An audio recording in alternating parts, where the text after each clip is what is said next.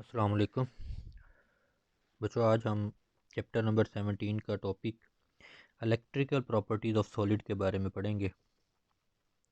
Previous lectures के अंदर हमने mechanical properties of solid and structural properties of solid के बारे में पढ़ा था। मतलब टू प्रॉपर्टीज़ हमने पढ़ ली हैं मटेरियल की। आज थर्ड टाइप है इलेक्ट्रिकल प्रॉपर्टीज़ ऑफ सॉलिड। ये किसी भी मटेरियल की फंडामेंटल प्रॉपर्टी है कि किस तरीके से वो इलेक्ट्रिक फील्ड को रिस्पॉन्स करता है। मीन के how current pass through the material. Different material की जो कंडक्शन एबिलिटी होती है वो डिफरेंट होती है। कुछ मटेरियल करंट इजीली अपने अंदर से फ़्लो होने देते हैं, जबकि कई कुछ मटेरियल की एबिलिटी होती है कि वो करंट को फ़्लो नहीं करने देते। तो डिफरेंट मटेरियल्स की जो कंडक्शन एबिलिटी है वो डिफरेंट होती है। तो इनकी इस एबिलिटीज़, कंडक्शन एबिलिटीज़ के पॉइंट ऑफ व्यू के बिना पर जो सॉलिड्स होते हैं उनको थ्री कैटेगरीज के अंदर डिवाइड किया जाता है। पहले है कंडक्टर। कंडक्टर वो मटेरियल होते हैं जो आसानी के साथ इलेक्ट्रिसिटी को कंडक्ट करते हैं। Mean current can pass easily through these material. इन मटेरियल की जो कंडक्टिविटी होती है उस वो उसकी value 10⁻⁷ ohm inverse metre inverse के इक्वल होती है। इसमें मेटल्स आ जाती हैं लाइक कॉपर, गोल्ड, सिल्वर। इसके बरक्स कुछ मटेरियल ऐसे होते हैं जो अपने अंदर से इलेक्ट्रिसिटी को फ़्लो नहीं होने देते। इन मटेरियल की कंडक्टिविटी वेरी लो होती है और कंडक्टिविटी के लो होने की वजह से वो करंट को या इलेक्ट्रिसिटी को कंडक्ट नहीं करते, और कंडक्ट ना करने की वजह से करंट जो है इन मटेरियल के अंदर से फ़्लो नहीं करता। इन मटेरियल की जो कंडक्टिविटी की रेंज होती है वो 10⁻⁻20 और 10⁻⁻10 ओहम इन्वर्स मीटर इन्वर्स के इक्वल होती है। और इनकी जितने भी इंसुलेटर्स हैं like wood, plastic, glass, mica, ये सारे इंसुलेटर हैं जो इलेक्ट्रिसिटी को कंडक्ट नहीं करते। तीसरी टाइप मटेरियल जो वो ऐसी टाइप है जिनकी कंडक्टिविटी की रेंज इन दोनों मटेरियल्स की कंडक्टिविटी रेंज के दरमियान होती है। मीन ना ही वो बहुत ज़्यादा हाई कंडक्टिविटी रखते हैं और ना ही बहुत ज़्यादा लो कंडक्टिविटी रखते हैं। इन मटेरियल की कंडक्टिविटी की जो रेंज होती है वो 10⁻⁻6 से लेकर 10⁻⁻4 ओहम इन्वर्स मीटर इन्वर्स के इक्वल होती है। सेमीकंडक्टर मटेरियल के अंदर सिलिकॉन और जर्मीनियम फोर्थ ग्रुप के जो एलिमेंट्स हैं वो इनकी एग्जांपल्स। सॉलिड्स के इलेक्ट्रिकल बिहेवियर को स्टडी करने के लिए एनर्जी बैंड थ्योरी का इस्तेमाल किया जाता है। एनर्जी बैंड थ्योरी बेस करती है वेव मैकेनिकल मॉडल के ऊपर, जबकि फ्री इलेक्ट्रॉन थ्योरी जो बोहर मॉडल के ऊपर बेस करती है, इस थ्योरी की मदद से मटेरियल के इलेक्ट्रिकल बिहेवियर को एक्सप्लेन नहीं किया जा सकता। एमसीक्यूज़ के पॉइंट ऑफ व्यू से पूछा जा सकता है कि मटेरियल का इलेक्ट्रिकल बिहेवियर किस थ्योरी की मदद से आप एक्सप्लेन किया जा सकता है या फाइंड किया जा सकता है। तो एनर्जी बैंड थ्योरी की मदद से इलेक्ट्रिकल बिहेवियर ऑफ मटेरियल को डिस्क्राइब किया जा सकता है। और ये जो थ्योरी है वो वेव मैकेनिकल मॉडल के ऊपर बेस करती है, जबकि बोहर मॉडल के ऊपर बेस करने वाली जो थ्योरी है, जिसको हम फ्री इलेक्ट्रॉन थ्योरी कहते हैं, उस थ्योरी की मदद से इलेक्ट्रिकल बिहेवियर ऑफ मटेरियल या इलेक्ट्रिकल बिहेवियर ऑफ सॉलिड्स को एक्सप्लेन नहीं किया जा सकता। ये जो रेंजेस हैं, आपने इसको एमसीक्यूज़ के पॉइंट ऑफ व्यू से आप लोगों ने याद रखना है, बाकी शॉर्ट क्वेश्चन में इनकी डेफिनेशन वगैरह पूछी जा सकती हैं। नेक्स्ट है जी एनर्जी बैंड थ्योरी, जो क्योंकि इलेक्ट्रिकल बिहेवियर ऑफ सॉलिड को एक्सप्लेन एनर्जी बैंड थ्योरी की मदद से किया जाता है, तो अभी हम एनर्जी बैंड थ्योरी के ऊपर बात करते हैं। ये एनर्जी बैंड थ्योरी क्या है?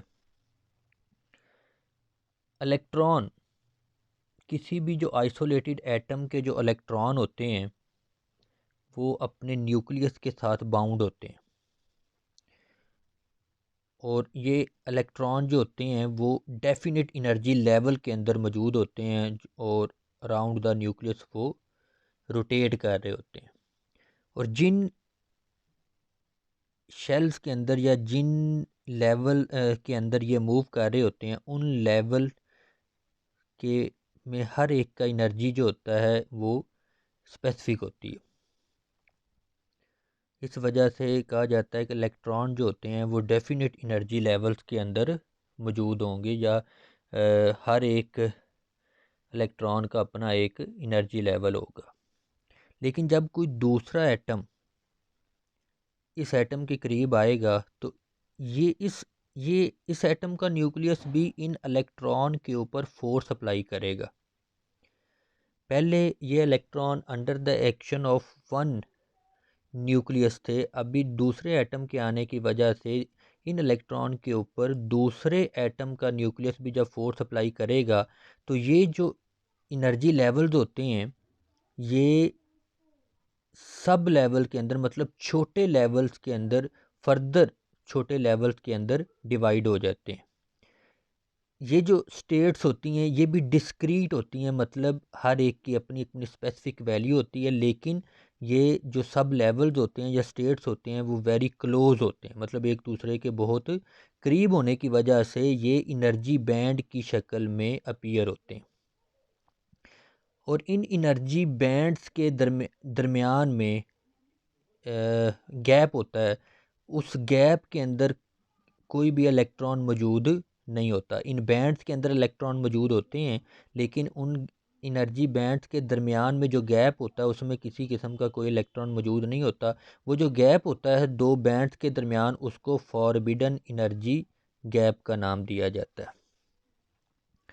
वैलेंस इलेक्ट्रॉन, आप लोग जानते हैं कि किसी भी एटम के आउटर मोस्ट शेल में जो इलेक्ट्रॉन होते हैं वो वैलेंस इलेक्ट्रॉन होते हैं, और वैलेंस इलेक्ट्रॉन जिस बैंड में मौजूद होंगे उस बैंड को वैलेंस बैंड का नाम दिया जाता है। और वैलेंस बैंड या तो कम्प्लीटली फिल्ड होता है या पार्शली फिल्ड होता है, ये कभी भी एम्प्टी नहीं हो सकता।